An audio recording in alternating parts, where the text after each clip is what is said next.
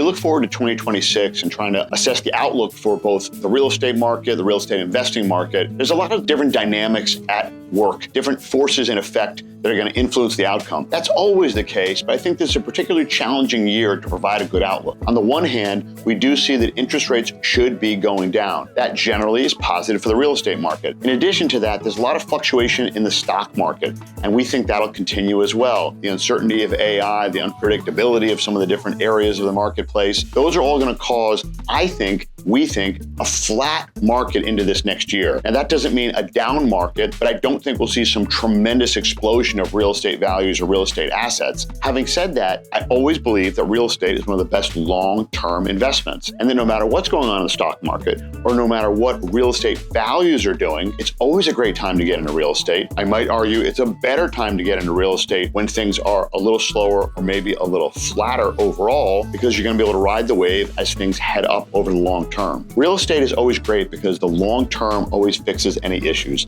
Time fixes all. It's not a question of if real estate will appreciate, it's a question of when real estate will appreciate. So if you're buying something, you don't know and can't guarantee whether it's going to appreciate in 1 year, 3 years, 5 years, or 10 years, but you know one thing, it will appreciate. Your rents will go up, the values will go up. Hopefully your mortgage payment will go down, your mortgage balance will go down as you're making those monthly payments. So there's always a benefit in the long-term value of real estate. So we're always optimistic into going into a new year like this, feeling good about getting into the market, but with a temperament of like, slow and steady wins the race. Conservative, safe, and smart. Make sure you're paying the right price for the properties out there. There's still a challenge and a push-pull between buyers and sellers where they're not really agreeing on all the numbers. Sellers are still asking a little bit too much. Buyers aren't really ready to pay all that much. Will that level out into 2026? We're just not sure. But I think it's important for any real estate investor to look ahead and say, I want to be really careful and make sure the math and numbers make sense, and then I'm not overpaying for any property. Having said that, over the long term, I still think it's going to be a winner